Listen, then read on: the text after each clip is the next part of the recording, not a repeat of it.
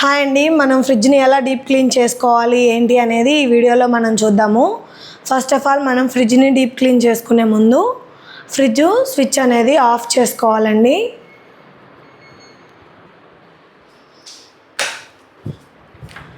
చూసారు కదా, first fridge switch off చేసుకున్నాక మనం డీప్ ఫ్రిడ్జ్లో ఉన్న ఐటమ్స్ అన్నీ ఫస్ట్ సర్దుకుందామండి.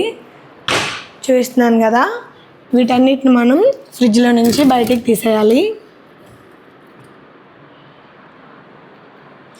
ఒక్కొక్కటిగా మొత్తం కింద పెట్టేసుకొని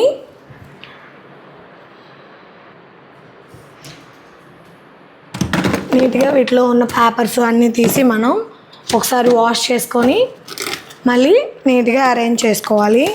సో దట్ మనకి వస్తువులు అనేది చాలా రోజుల పాటు నిల్వ ఉంటాయండి. చూసారు కదా, నేను ఇలాంటి ఆర్గనైజర్ పేపర్స్ వేసాను, షీట్స్. లేదంటే మనకి గ్లాస్ పైన వాటర్ అనేది ఎక్కువయ్యి మనం ఏదైనా వస్తువులు ప్లేస్ చేసినప్పుడు జారిపోతూ ఉంటాయి. అలా కాకుండా గ్రిప్ ఉండాలంటే ఇలాంటివి ఆర్గనైజింగ్ షీట్స్ అన్నీ దొరుకుతాయండి బయట. అవి తెచ్చుకొని మనకి ఫ్రిడ్జ్ ప్లేట్ మెజర్మెంట్ ఒకసారి చెక్ చేసుకొని అది ఎంత ఉందో అంత మనం కట్ చేసేసుకోవాలి. ఇలా మనం ఫ్రిడ్జ్లో ఉండే మొత్తం బయట పెట్టుకోవాలి. చూసారు కదా, నేను ఫస్ట్ డీప్ ఫ్రిడ్జ్ మొత్తం ఏం లేకుండా అన్నీ నీట్గా తీసేసానండి.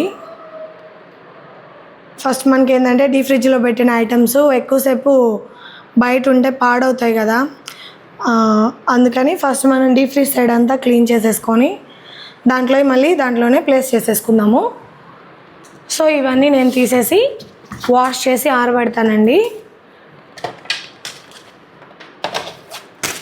ర్యాక్స్ అన్నీ ఏంటంటే వామ్ వాటర్లో కొంచెం లెమన్ జ్యూస్ పిండి లేదా వెనిగర్ అయినా వేసుకోవచ్చు, స్మెల్ రాకుండా ఉంటుంది ఫ్రిడ్జ్. అన్నిటినీ తుడిచి ఆరబెట్టేసుకుంటానండి. చూసారు కదా, ఈ షీట్స్ నేను యూస్ చేశాను. మీకు ట్రాన్స్పరెంట్ కలర్స్ దొరికితే మీరు అవి కానీ యూస్ చేసుకోవచ్చండి. ఇప్పుడు ఈ ర్యాక్స్ అన్నీ కూడా తీసుకొని నీట్గా క్లీన్ చేసుకొని మళ్ళీ అరేంజ్ చేసుకుందాము. చూసారు కదా, ఈ నడవ సమ్మర్ హాలిడేస్ ఇచ్చాక మా పిల్లలు డీప్ ఫ్రిడ్జ్ వాడడం ఎక్కువైందండి. మ్యాంగోస్ అన్నీ పెట్టేసి మరకలు అయిపోయినాయి. ఇంకెలాగూ 1 వీక్లో కానీ 10 డేస్లో కానీ స్కూల్స్ రీఓపెన్ అవుతాయి కదా, ఈ క్లీనింగు పిల్లల స్కూల్కి మళ్ళీ యూనిఫామ్లని అవి ఇవి చూసుకునేలే సరిపోతుందని చెప్పేసి ఇప్పుడు క్లీనింగ్ సెక్షన్ పెట్టుకున్నానండి. వీళ్ళు ఏంటంటే స్టడీ అవర్కి వెళ్ళిపోతారు. ఆ 1.5 అవర్ నాకు గ్యాప్ ఉంటుంది. ఆ గ్యాప్లో నేను ఫ్రిడ్జ్ అనేది క్లీన్ చేసుకుంటున్నాను. మనకేంటంటే చిన్నపిల్లలు ఇంట్లో ఉన్నప్పుడు ఎంత నీట్గా ఆర్గనైజ్ చేయాలనుకున్నా అవి ఇంక అలాగే ఉండవు. మనం పెట్టినవి మళ్ళీ తీసినవి అక్కడే పెడుతుంటాం కానీ వాళ్ళు ఉంచరు. వాళ్ళు చేసే పని వాళ్ళు చేస్తూ ఉంటారు, మనం క్లీనింగ్ ప్రాసెస్ మనం చేసుకోవాలి. సో చూసారు కదా, ఫ్రిడ్జ్ అంతా నేను అన్నీ తీసేసానండి. ఇప్పుడు మనం నీట్గా వామ్ వాటర్ పెట్టి క్లీన్ చేసుకుందాము. ఇక నేను వామ్ వాటర్లో స్పాంజ్ వైప్స్ అన్నీ దొరుకుతాయి కదండి డీమార్ట్లో కానీ లేదా ఏదైనా సూపర్ మార్కెట్స్లో అవైలబుల్ ఉంటాయి. ఇవేంటంటే మనకి వాటర్ బాగా పీల్చుకుంటాయి. అట్ ద సేమ్ టైం మనం ఇలా స్క్వీజ్ చేసినప్పుడు శుభ్రంగా ఎక్స్ట్రా వాటర్ అంతా వెళ్ళిపోతాయండి.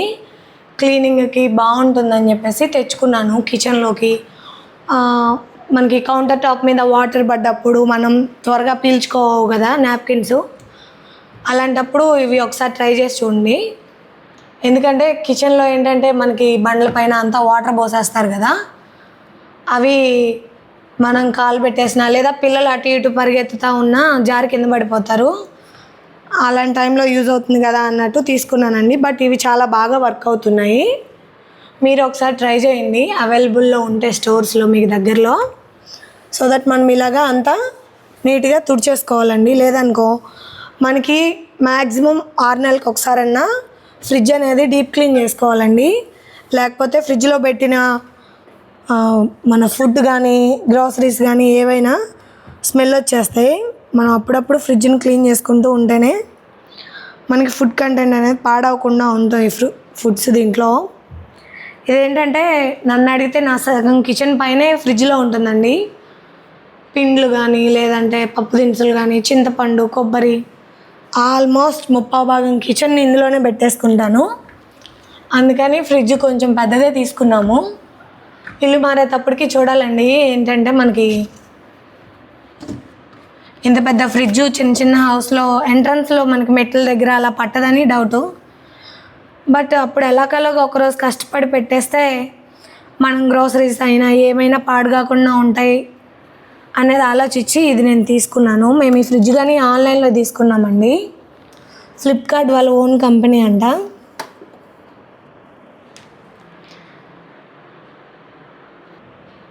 చూసారు కదా నట్స్ చాక్లెట్స్ ఎలా పడేసారో చూడండి.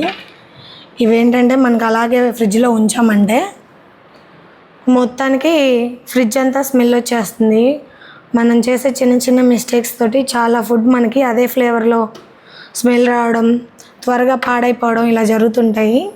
సో పిల్లలు ఉన్న వాళ్ళైతే బెస్ట్ ఆప్షన్ ఒక 3 monthsకి ఒకసారైనా డీప్ క్లీన్. అంటే 3 monthsకి ఒకసారి మనకున్న పనులు డైలీ పనులు ఉంటానే ఉంటాయి. లేడీస్కి కుదరదు కాబట్టి అప్పుడప్పుడన్నా చేసుకోవాలండి ఫ్రిడ్జ్ క్లీనింగు. లేదంటే మనమే చాలా ఇబ్బంది పడతాము. ఫ్రిడ్జ్ అంతా మనం ముందు వెట్ క్లాత్తో తుడుచుకోవాలండి. తర్వాత ఒకసారి డ్రై క్లాత్ పెట్టేసి నీట్గా మనం ఇప్పుడు దాకా తుడిచిన తేమ ఏమీ లేకుండా ఒకసారి తుడుక్కొని దీంట్లో వచ్చిన ర్యాక్స్ అన్నీ అరేంజ్ చేసుకొని షీట్స్ వేసుకొని తర్వాత మనం నీట్గా ఒకదాని తర్వాత ఒకటి ప్లేస్ చేసుకోవాలి. మనకి ఫ్రిడ్జ్లో ఏంటంటే ఏమున్నాయి ఏం లేవు అని క్లియర్గా తెలియాలి అన్నప్పుడు మనం ట్రాన్స్పరెంట్ డబ్బాలే ఎక్కువ యూజ్ చేయాలండి. లేదంటే మనకి కలర్ డబ్బాస్ పెట్టామంటే వాటిల్లో ఏమున్నాయి ఏంటి అనేది బయటికి కనిపించవు. త్వరగా అవి పాడవుతుంటాయి. లేవనుకొని మనం ఉన్న ఐటెంనే మళ్ళీ తెచ్చుకుంటాము.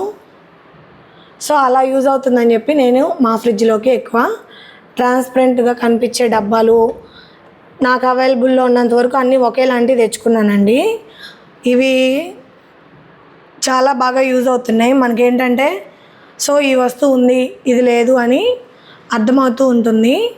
చూసారు కదా డీప్ ఫ్రిడ్జ్ అనేది క్లీన్ చేశానండి. ఇప్పుడు మనం డీప్ ఫ్రిడ్జ్లో కింద పెట్టాం కదా ఐటమ్స్, అవి ఒకసారి చూద్దాము. చూస్తున్నారు కదా పల్సెస్ కానివ్వండి, ఐస్ మేకింగ్స్, కారపొళ్ళు, చాక్లెట్స్, డ్రై ఫ్రూట్స్, పట్టించిన శనగపిండి, రాగిపిండి, ఒకటేంటి ఫ్రిడ్జ్లో అయితే స్టోర్ చేసుకోవచ్చో అన్నీ కిచెన్లో కంటే ఎక్కువ ఫ్రిడ్జ్లోనే స్టోర్ ఉంటాయి నాకు. సో చూసారు కదా ఎన్ని ఉన్నాయో. వీటన్నిటిని మనం ఇప్పుడు నీట్గా ఆర్గనైజ్ చేసుకుందాము. ఇప్పుడు అన్నీ అరేంజ్ చేసేసుకున్నాం కదండి. ఏ ర్యాక్లో ఏం షీట్లు వేయాలి అనేది కట్ చేసి పెట్టుకున్నాను కదా. సో ఫస్ట్ మనం అవన్నీ ఒకసారి వేసేసుకుందాము. పేపర్లన్నీ నీట్గా అరేంజ్ చేసేసుకున్నానండి. ఇప్పుడు మనం డీప్ ఫ్రిడ్జ్లో ఐటమ్స్ అన్నీ 1 by 1 అందులోకి పెట్టేసుకున్నాము.